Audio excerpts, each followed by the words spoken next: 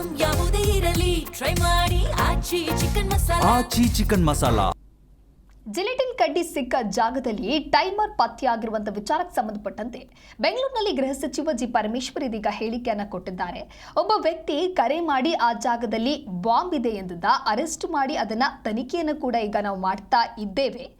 ಈ ರೀತಿಯಾಗಿ ಸದ್ಯ ಹೇಳಿಕೆಯನ್ನ ಕೊಟ್ಟಿದ್ದಾರೆ. ಎನ್ಐಎ ಅವರು ಕೇಳಿದ್ದಾರೆ, ತನಿಖೆ ಮಾಡೋದಕ್ಕೆ ಕೊಡ್ತೇವೆ. ಟೆರರಿಸಂಗೆ ಲಿಂಕ್ ಇರುವಂತಹ ವಿಚಾರ ಈಗಲೇ ಹೇಳೋದಕ್ಕೆ ಆಗೋದಿಲ್ಲ. ತನಿಖೆ ಆಗಲಿ, ತನಿಖೆಯ ನಂತರದಲ್ಲಿ ವಾಸ್ತವಾಂಶ ಏನಿದೆ ಅದು ಹೊರಬರಲಿದೆ. ಪ್ರಧಾನಿ ಬರುವಂಥ ಕಾರ್ಯಕ್ರಮಕ್ಕೆ ಹೈ ಲೆವೆಲ್ ಸೆಕ್ಯೂರಿಟಿ ಇದ್ದೇ ಇರುತ್ತೆ. ನಾವು ಹಾಗೆ ಕೇಂದ್ರ ಸೆಕ್ಯೂರಿಟಿಯನ್ನು ಕೊಟ್ಟಿದ್ದೇವೆ. ರಾಜ್ಯ ಸರ್ಕಾರಕ್ಕೂ ಕೂಡ ಸೂಚನೆ ಬಂದಿರುತ್ತೆ, ಭದ್ರತೆಯನ್ನು ನೀಡಿರ್ತೇವೆ. ಕಾರ್ಯಕ್ರಮಕ್ಕೆ ಬರುವ 2 ಗಂಟೆ ಮುಂಚೆ ಅಂದರೆ ಬೆಳಗ್ಗೆ 9 ಗಂಟೆಗೆ ಜಿಲೆಟಿನ್ ಕಂಡುಹಿಡಿದಿದ್ದಾರೆ. ಇದು ಒಳ್ಳೆಯ ಕೆಲಸ. ಟೆರರಿಸಂ ಲಿಂಕ್ ಇರುವಂತಹ ವಿಚಾರಕ್ಕೆ ಸಂಬಂಧಪಟ್ಟಂತೆ ಈಗಲೇ ಯಾವುದೇ ರೀತಿಯಾದಂತಹ ಪ್ರತಿಕ್ರಿಯೆಯನ್ನು ಕೊಡೋದಕ್ಕೆ ಆಗುವುದಿಲ್ಲ ಅಂತ ತಿಳಿಸಿದ್ದಾರೆ. ಮಾಡ್ತಾ ಇದ್ದಾರೆ. ನಾನೇನು ಅದ್ರ ಬಗ್ಗೆ ಹೆಚ್ಚು ವಿವರಗಳನ್ನು ಹೇಳಕ್ಕೆ ಹೋಗೋದಿಲ್ಲ. ತನಿಖೆ ಮಾಡ್ತಾ ಇದ್ದಾರೆ.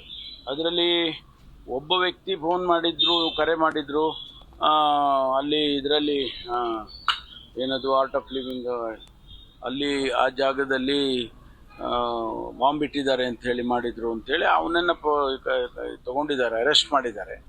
ಅವನದು ತನಿಖೆ ನಡೀತಾ ಇದೆ.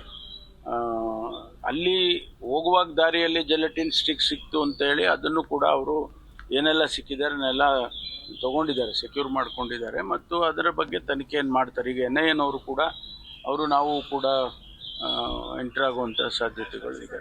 ಅವರು ಕೂಡ ಈಗ ತನಿಖೆ ಮಾಡೋದಕ್ಕೆ ಅವರು ಕೇಳಿದ್ದಾರೆ ಅಂತ ಹೇಳಿ ಗೊತ್ತಾಯ್ತು ನನಗೆ. ನಾವು ಅವ್ರಿಗೆ ಕೇಳಿದರೆ ಅವ್ರಿಗೆ ಕೊಡ್ತೇವೆ, ಅವರು ತನಿಖೆ ಮಾಡಲಿ.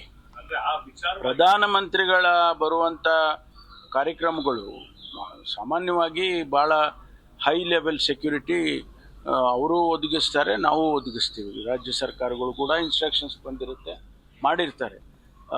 ಅದನ್ನು ಈಗ 9 ಗಂಟೆಗೆ ಮೊದಲೇ ಅಂದರೆ ಕಾರ್ಯಕ್ರಮಕ್ಕೆ ಅವ್ರು ಬರೋಕ್ಕೆ 2 ಗಂಟೆ ಮುಂಚೆನೇ ಇದನ್ನು ಫೈಂಡ್ ಔಟ್ ಮಾಡಿದಾರಲ್ಲ, ಅದು ಭಾಳ